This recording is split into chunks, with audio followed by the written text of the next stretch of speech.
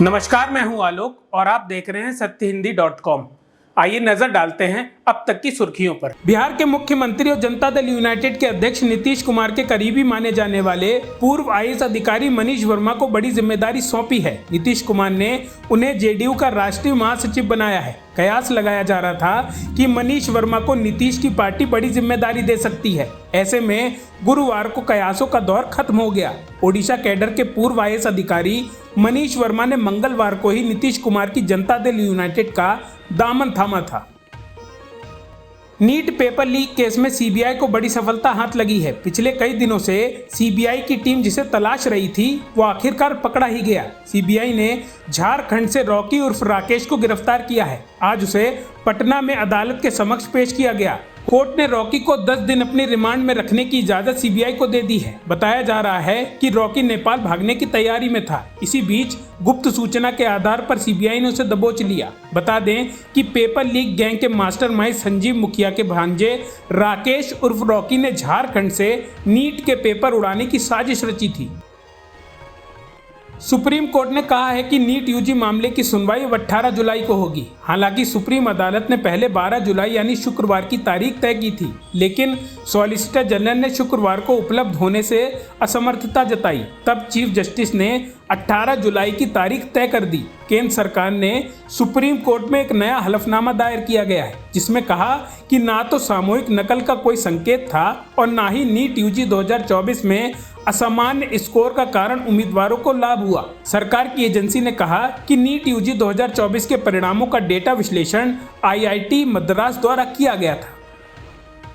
NEET paper leak case में CGI द्वारा सुनवाई की नई तारीख देने और ऑर्डर लिखवाने के दौरान सॉलिसिटर जनरल तुषार मेहता ने सोमवार और मंगलवार को अपनी अनुपलब्धता बताकर कोर्ट से बुधवार को सुनवाई के लिए अनुरोध किया।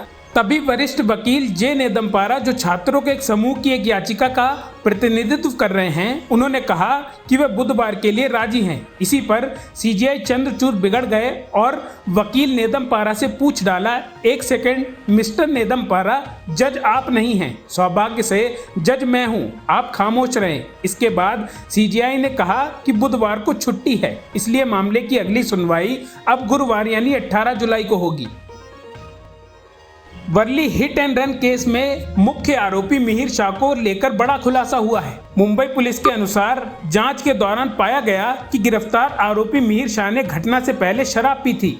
पुलिस ने कहा कि घटना वाली रात मिहिर शाह ने 2 अलग अलग जगहों पर अत्यधिक मात्रा में शराब पी थी। पुलिस ने कहा, जांच में पता चला है कि जुहू इलाके में स्थित वाइस ग्लोबल तापस बार में शराब पीने के बाद आरोपी मिहिर शाह ने मलाड और बोरीवली के बीच एक अन्य जगह पर शराब पी। इसी बीच दिन में वर्ली हिट एंड रन मामले में दोनों आरोपी ने कथित तौर पर अपराध में अपनी भूमिका कबूल कर ली और वे मुंबई पुलिस की हिरासत में हैं। कांग्रेस महासचिव व वायनाड से पार्टी की उम्मीदवार प्रियंका गांधी ने मणिपुर मुद्दे को लेकर केंद्र सरकार पर निशाना साधा है। एक्स पर नेता प्रतिपक्ष राहुल गांधी के मणिपुर दौरे का वीडियो पोस्ट करते हुए उन्होंने लिखा, मणिपुर को अस्थिर हुए 1 साल होने से ज्यादा हो चुका है। यहाँ के लोग हिंसा, हत्या, दंगा और विस्थापन झेल रहे हैं। हजारों मासूम राहत कैंप में रहने को मजबूर हैं। आखिर प्रधानमंत्री मणिपुर अपना मुंह कब खोलेंगे? आखिर सरकार ने मणिपुर में शांति के प्रयास क्यों नहीं किए?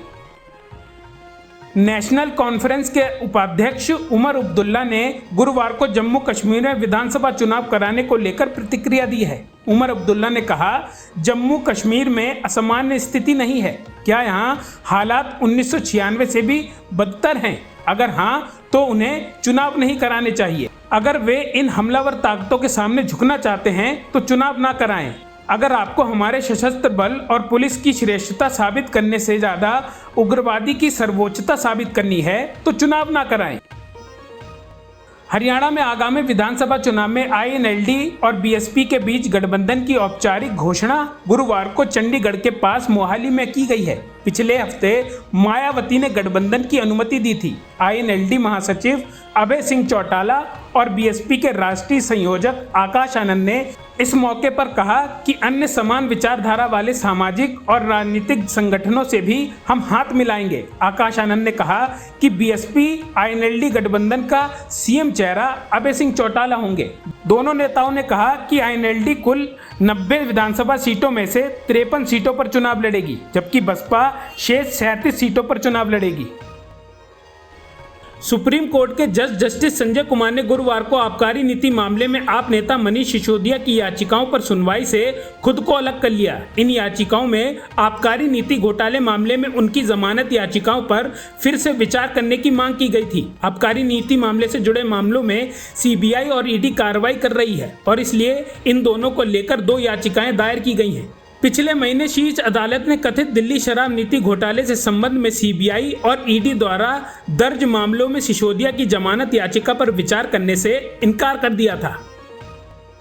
जो बाइडेन को चुनाव से पहले और एक झटका लगा है। एक तो उनका समर्थन का आधार कम होता दिख रहा है और दूसरे उनके प्रमुख फंड जुटाने वाले ही बाइडेन को चुनाव से हटने की सलाह दे रहे हैं। डेमोक्रेटिक पार्टी के प्रमुख फंड रेजर में से एक और अभिनेता जॉर्ज क्लूनी ने राष्ट्रपति जो बाइडेन से उनसे फिर से राष्ट्रपति बनने से चुनाव अभियान को खत्म करने की अपील कर दी है। जॉर्ज क्लूनी की यह अपील तब आई है जब जो बाइडेन का राष्ट्रपति चुनाव अभियान लड़खड़ाता हुआ दिख रहा है।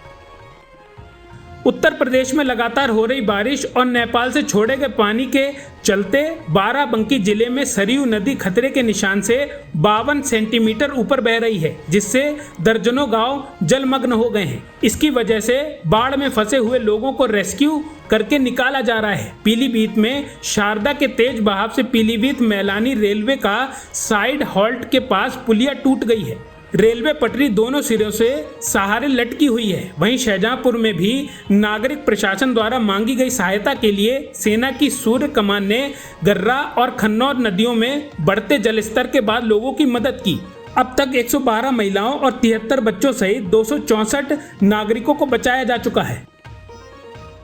2025 में चैंपियंस ट्रॉफी श्रीलंका या यूएई में आयोजित की जा सकती है, क्योंकि भारत ने टूर्नामेंट के लिए पाकिस्तान की यात्रा करने से मना कर दिया है। भारतीय क्रिकेट कंट्रोल बोर्ड के सूत्रों के हवाले से न्यूज एजेंसी एनआई की खबर है कि भारत आईसीसी के चैंपियंस ट्रॉफी श्रीलंका या दुबई में आयोजित करने का अनुरोध कर सकता है। बीसीसीआई के एक सूत्र ने कहा, भारत चैंपियंस ट्रॉफी 2025 के लिए पाकिस्तान की यात्रा नहीं करेगा। आईसीसी ने अपने मैच दुबई या श्रीलंका में आयोजित करने के लिए कहा। अब तक की सुर्खियों में बस इतना ही। आगे की खबरों के लिए बने रहिए सत्यहिंदी.com पर।